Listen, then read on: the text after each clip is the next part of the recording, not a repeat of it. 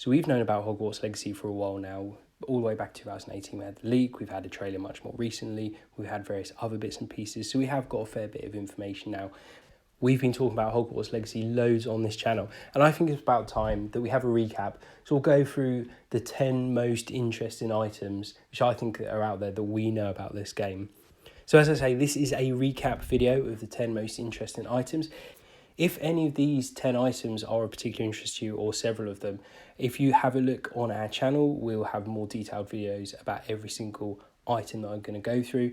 So go into the channel, have a look at the Hogwarts Legacy playlist, and you will find all these 10 items, plus loads more other videos in there as well.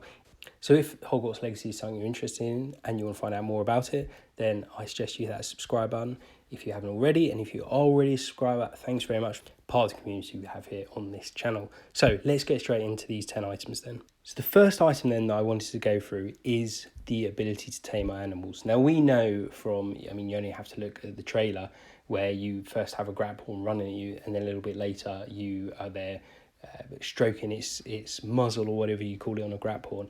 You also feed in various mooncalves, and there's other bits and pieces throughout the trailers where you can see that you are going to be taming animals. And we also know from the artwork that come out, there's some concept artwork. One of them was of a grapple farm almost, so they're getting cared for there. So like I say, we know that we will be able to tame animals. I think that'll be interesting, and we know it's going to be in there. Item 2 then is you are going to have the ability to, or there's going to be at least be some mechanic where you are choosing your wand. What that will be yet, we don't quite know, but we do definitely know it will be there. Why do we know that? Well, again, if you look at the official pictures that are out there, there is an official picture where there is a student who is picking her wand, and there is a Ollivander employee, you can imagine, because I expect it to be Hogsmeade that we're in, so the Ollivander's there. So we know for definite you are going to be able to choose your wand, or as definite as you can be. I think it's 90% at least. We fully expect it to be there. Item number 3 then is that you are going to be able to choose your character. Now, games do this all differently, right? So if you look at God of War, you very much have a fixed character. If you play Horizon games, again, you have Aloy, very much a fixed character. But in this game, it's not going to be a fixed character. You're going to be able to select all the different attributes about them, perhaps in a way like Demon's Souls as well, where that's very, very flexible. It'd be interesting to see exactly what the mechanic will be.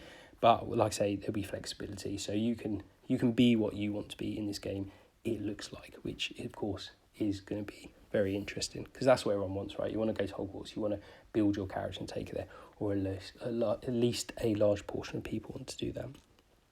So item number 4 then is that there is the ability to go into all 4 of the houses. So, Gryffindor, Slytherin, Hufflepuff and Ravenclaw.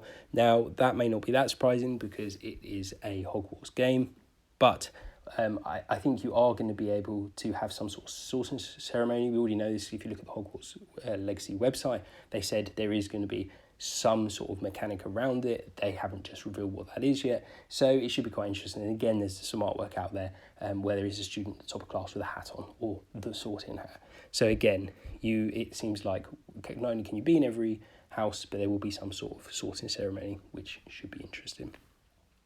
Item number 5 then is if you look at the very original leaked footage, you can see that we are fighting various goblins. They feature quite prominently as the enemy. So that very much suggests there will be some sort of goblin rebellion during the game. May only be a small part of it, but it looks like something like that will be there. It wasn't in the later trailer, but I expect as we find out more about the game and get more, we will see that again. Or if we don't, that suggests that maybe it's just a confined and small mission. So item number 6 then, and if you know much about the game, you'll probably already know this, but the 1800s, we know this game's going to be set in the late 1800s. It's very much looking like it will be the last 20 years of that century, so that should be interesting. We won't spend too much time on that because, like I say, most people already know that. The next item then is you will be joining as a 5th year student. That's absolutely written down. What we don't know though, and this is causing quite a lot of interest around various forums on the internet, is whether we are going to be a transfer or if we are going to literally just be late to Magic. So are we just going to be late for so much later than everyone else, or are we actually going to be coming from some other school in some other country, which will be interesting? Will you be able to set where that's from? Will it change your backstory? We don't know, but we do know that you're going to be a fifth year student. So item number 8 then is locations. So we know, obviously, this game is set in Hogwarts. The other big locations that have been mentioned so far is the Forbidden Forest and also Hogsmeade. You'd imagine they would be very extensively created there. So it should be very interesting to see what they've made of the Forest and Hogsmeade. Item number 9 then. So item number 9 are, there's going to be various characters in there that we already know. It looks like you will have Professor Binns, one of my favourite things to mention, because he will either be in ghost form or he will be alive. It'll be interesting to see what they go for, but he should definitely be there in the late 1800s, so you should see him. You should also see various ghosts, for example, Nearly Headless Nick. In fact, an awful lot of the ghosts, if not all of them, except really Moaning Myrtle, were around in the late 1800s, so it should be interesting to see those. And you can see a very, very small piece in the trailer of something that suggests it was probably a ghost coming out of a table. So we know they're going to be there. And the last person we expect that we know that's going to be there is Nigelus Black.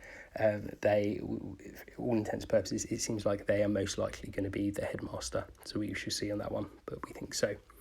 So the very last item then that I wanted to mention is we'll have, that's been confirmed, is that we have some sort of ancient power. Now, I kind of suspect that you have an ancient power, one, because it gives them creative freedom to do something different we haven't seen before.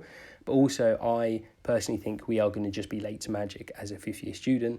And I think that this means that we are purely going to have the ability to catch up much, much quicker than you would if you just missed out on the first 5 years of school. So it kind of makes sense that they've done that.